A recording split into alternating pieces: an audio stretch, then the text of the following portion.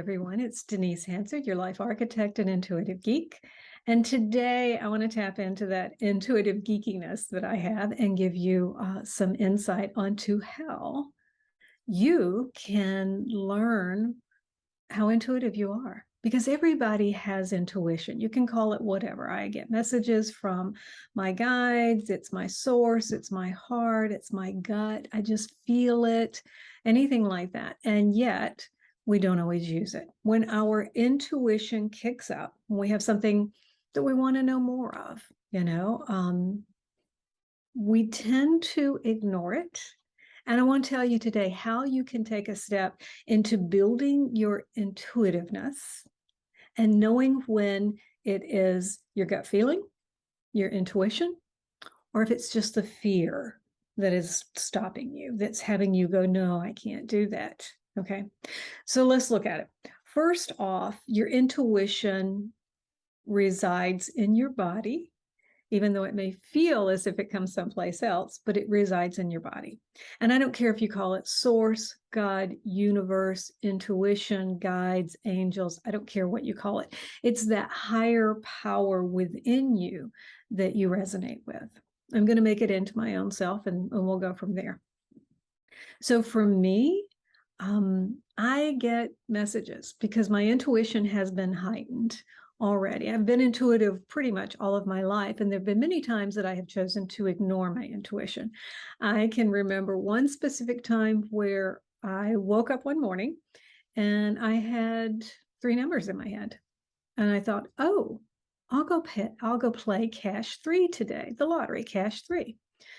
I'd never played the lottery before, and I was very determined I was going to play those numbers, and that was going to be it. And I went out, and the moment I stepped up to do those numbers, to play Cash 3, I chickened out. My fear took over, and I ignored it. Well, you can imagine what happened. Those 3 numbers that I was given were the winning numbers.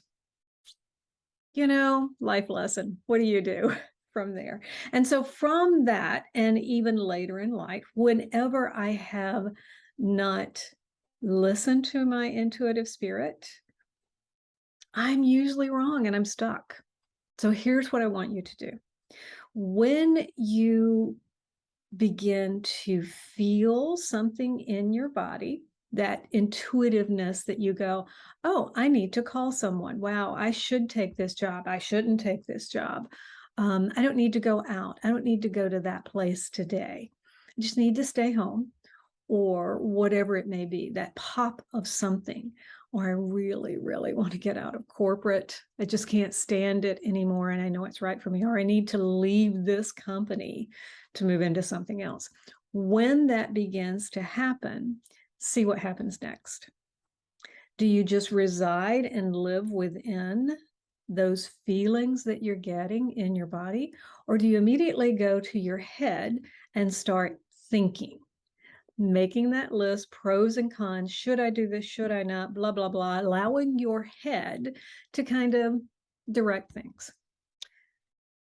Most of us do that. So here's a tool that I want to give you so that you can know when to listen to which one, your heart or your head. So think about it like this. I'm not cutting off the body, and yet I am in this case, from, say, the clavicle up to the clavicle down. When you get that feeling, that message, whatever you want to call it, the knowingness, and the brain starts kicking in, thinking about things, just hit pause and say, stop. Let me go into this and ask yourself this question. How am I feeling?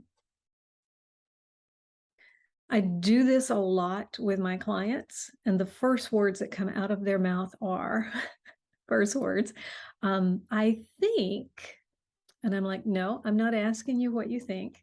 Get out of that beautiful brain of yours. Just drop down into your body and tell me, how are you feeling? After several times, typically they'll get it and they'll go, well, I'm anxious. I'm nervous. I'm excited. I'm confused. And I'll go, okay, now next step is, where do you feel this feeling in your body?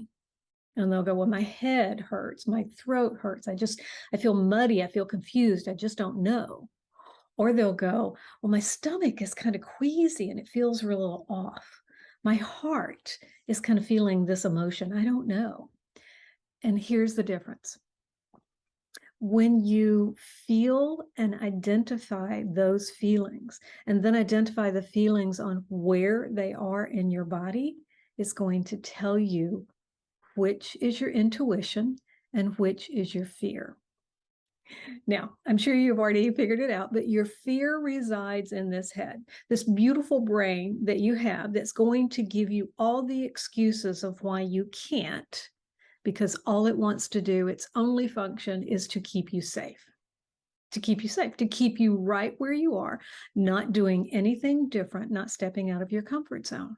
Okay. Now, from the clavicle down, your heart, your stomach, just everything like that. If you feel even a little bit nervous, but it's in your stomach, this is your intuition. This is your higher source. I call it sometimes my God voice, because that's what I'm doing. I'm listening to my body to know where the information is coming from, because that's what it is. And then when I recognize it, if it's the fear, I'm going to then go into deeper questions, which we don't want to go into now. Or if it's in my gut, I just take that leap of faith and step into whatever I'm being told.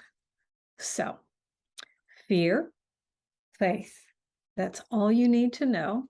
And this will have beautiful opportunities coming into your life once you strengthen that muscle that you have within you of your intuitive spirit. So, please like, share, subscribe, and I can't wait to talk to you next time.